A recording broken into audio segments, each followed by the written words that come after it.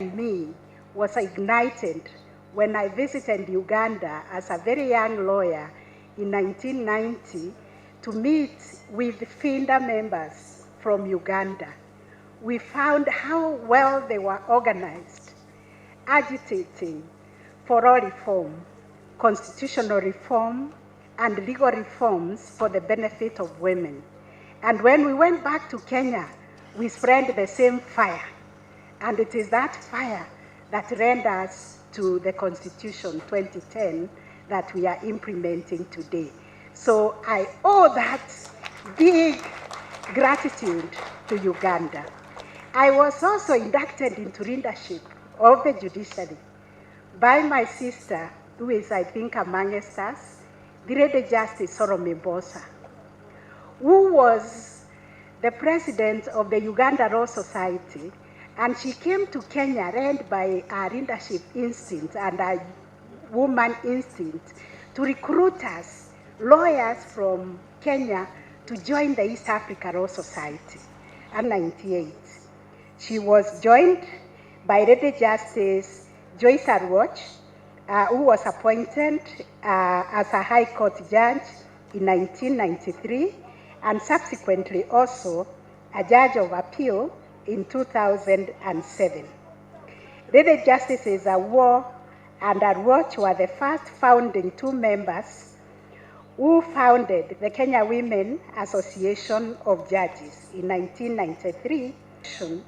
Was not only conceived without women judges in mind.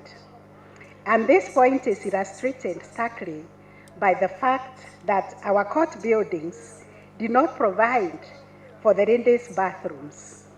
These women judges and judicial officers who are serving in the judiciary in the 70s and the 80s, and to go to the hotels across the court building to access bathroom facilities.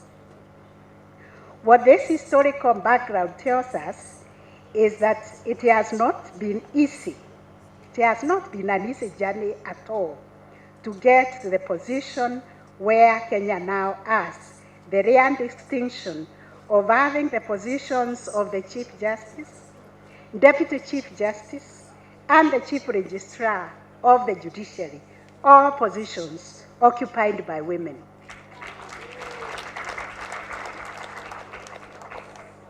We crossed the Rubicon in May 2021, and for us, it is not a mean feat. We regard it as a rare opportunity to be put into use to transform the judiciary by eradicating all the barriers that impede access to justice for all, especially the vulnerable in the society. And for this, my sister and brother judges, I round the speech by His Excellency, the President of Uganda, when he said, we have to eradicate poverty.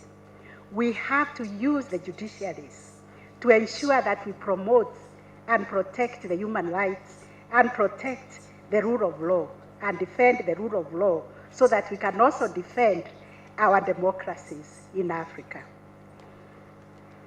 Across the continent, the state of affairs regarding the representation of women in the judiciary and other leadership positions is changing. This is evident from the fact that women are increasingly breaking the barriers to occupy positions of leadership within the executive, the legislature, and judiciaries. And this is not only in Kenya. We celebrate Tanzania, where they have a woman president. We celebrate Uganda, where they have a woman vice president and also prime minister. In Kenyan judiciary, we currently have 49% female judges, as against 51% male judges and magistrates.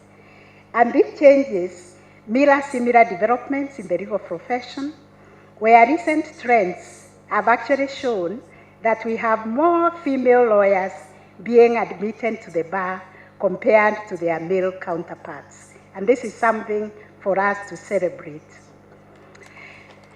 These changes echo broader cultural shifts that recognize our potential as women and as leaders, the importance of supporting women to achieve leadership positions, and a growing sense that public institutions, the private sector, and even nations cannot thrive and realize their full potential if half of their talent pool is unutilized.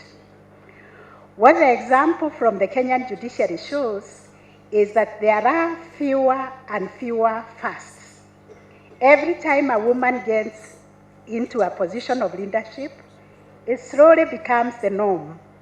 This is important given that the more women get into positions of judicial leadership, the freer those women are free to free themselves and free others. This is so given that alone and isolated at the top, women in leadership are under pressure to assume and adapt to male norms. Not that there is anything wrong with the male norms, they are perfect for men. However, women can have and do have our own norms. We women must set our own boundaries. We must be unapologetic about being the best versions of ourselves, and inevitably, we find that society will always shift to accommodate us. When I sit as the chairperson of the Judicial Service Commission, I sometimes see women judges and magistrates struggling to sell themselves short so that they can fit in the norm. We find the society will always shift to accommodate us when we bring out the best of who we are. Surrounded by other women, it becomes easier to remain true to ourselves. This is due to the mutual mentoring and encouragement we are able to give each other. And I'm able to give that mentorship as the Chief Justice and also as the chairperson of the Judicial Service Commission. We must always remember that we grow when we lift other women up, especially when women are in leadership. Contrary to the popular belief, there is space for all of us at the top because we have different contributions, we have different strengths, and we have different aspirations. And when we bring them together, we become better. I am a living embodiment of this reality. Having supported women as the Deputy Chief Justice and the Chief Registrar of the Judiciary has been a great help for me, enabling me to optimally discharge my constitutional mandate. In effect, the increase in the number of women in judicial leadership has also had a transformative effect in that it changes the norm. Beyond changing the number of women in leadership in the judiciary, we are also focusing on having a substantive impact through policy instruments that govern our institution. We have adopted a gender mainstreaming policy. We have also adopted a sexual harassment policy, amongst other interventions to ensure that the judiciary is a conducive workplace for all of us where we can thrive and realize our potential as judges and magistrates and everybody working in the judiciary. We have embraced gender segregated data as a means of following up on the gender impacts of our initiatives and policies. We have a standing committee of the judiciary that is charged with the responsibility of steering these initiatives. And I dare say, even that standing committee, very critical committee, is also spearheaded by a woman. My Lord Chief Justice, my brother and sister judges, ladies and gentlemen, changing the norm by women in leadership can be seen in the approaches to leadership embraced by women in leadership positions. In the Kenyan judiciary, we have shifted leadership orientation and are actively pursuing an agenda which we call shared leadership. Everybody is a leader. What this means is that instead of emulating the military-style command and control style of leadership, we have adopted an approach that I, as the Chief Justice, is not all-knowing and is not the sole person to take credit for the achievements of the institutions. Each court, department, and unit is empowered to own the transformative agenda that we are championing in the judiciary. Indeed, each individual employee of the Kenyan judiciary is encouraged to be their own Chief Justice in whatever task they are assigned to discharge. The core thrust of this leadership approach is that leadership ought not to be seen as a matter of exercise of power.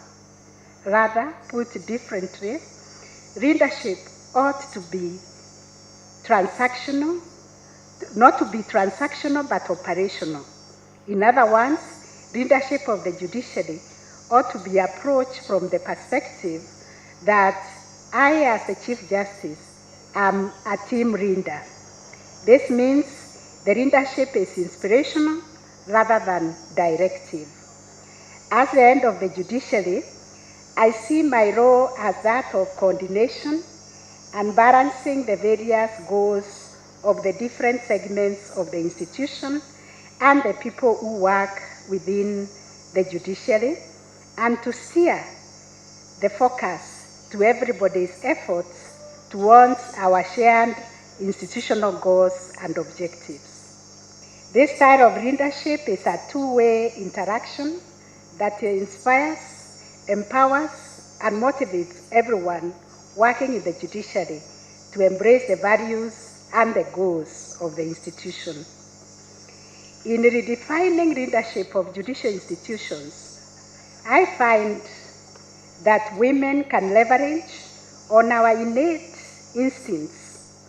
We can nurture and build institutions that can sustain themselves and also sustain others. Indeed, we can sustain our governments and our democracies by guiding them through the rule of law. In this regard, we are building the institutional structures and operational systems of the Kenyan judiciary in a manner that it can be a strong, independent institution that will be able to stand as a beacon of hope to the country for the years to come. And indeed, for the last 1 year, the Kenyan judiciary has been tested to the limits, but we were able to provide guidance and leadership to the nation in politically emotive and protracted disputes in the nature of a major constitutional review process, which I gathered was known all over the region, the one we call in Kenya Building Bridges Initiative, otherwise known as BBI, and also the recently concluded August 2022 presidential election. These two exercises that were undertaken when I was the Chief Justice of the Republic of Kenya sent a strong message to the nation that women are capable of offering leadership to the nation, even with regard to the most consequential political and legal questions of the day. There is much more we are doing as a judiciary to transform the justice sector and to impact more positively on those who come to our courts. We have embraced a systems approach. By this, we are seeking to inspire other institutions along the justice sector in order to transform the entire justice ecosystem under the auspices of the National Council on the Administration of Justice, otherwise known as the NCAJ. This is a body that is chaired by myself, the Chief Justice, and brings together the stakeholders in the justice system to work together to solve systemic barriers to access to justice along the justice chain.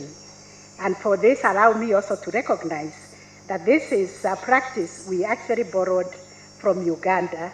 You are calling it chain link. I think we've affected it and made it look more glamorous when we call it the National Council on the Administration of Justice. But credit comes to Uganda, where we borrowed it, being called a chain link. Through the NCAJ, we've been able to address the barriers to access to justice, and we are tackling them through joint efforts, which include eliminating high costs of litigation, delays in hearing and determination of cases. Yesterday at the Land Dispute Forum,